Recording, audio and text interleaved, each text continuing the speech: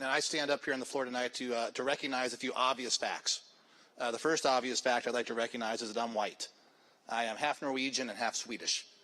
Back in 1900 in East Chicago or South Chicago, that would make you mixed race, by the way. Other obvious fact I want to point out here tonight is in one gallery of our legislative chamber, we have Americans of African descent.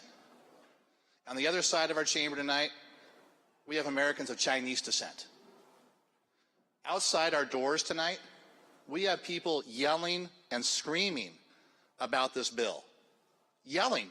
If you listen, you can hear the people outside our doors right now screaming about this legislation. If you went to the committee hearing, you saw East Indians, you saw African Americans, you saw Chinese Americans, you saw European Americans, all sitting in separate blocks in the committee hearing.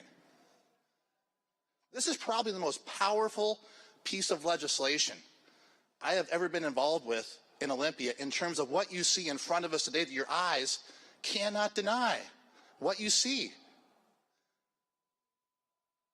Think about what is going on this floor tonight. The division in our state is being highlighted like I have never seen in my 21 years in our legislature. This is an amazing, very profound moment we are experiencing here tonight. And this is a huge decision that we have on the floor. We are divided. We're segregated. We are sitting in different areas. That is what legislation like this does. We cannot go down this pathway in Washington State. Washington State is so different than when I was elected 21 years ago. The amount of immigration we have into my district with the Sikhs, with the Latin Americans, with the African Americans, with the people, the Chinese Americans who have moved into my area, it is fundamentally different than 21 years ago. And to divide people up into those smallest segments is the worst thing we can do as a society. This is not going to solve any problems. This is going to promote more problems if we pass this legislation tonight. And I think it is staring us in the face right now, more than anything I have ever seen in Olympia. We can argue about taxes.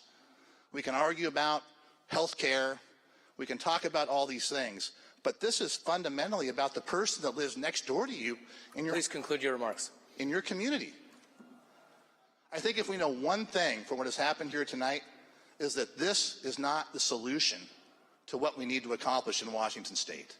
Perhaps it opens a bigger dialogue, but it is not the answer to what we should vote yes on tonight. This will take us the wrong direction. I would urge us to work together as a state, as a community, as a people to work on this, but a yes vote will not bring us closer together. It will divide. Thank you, Senator. Your time is expired.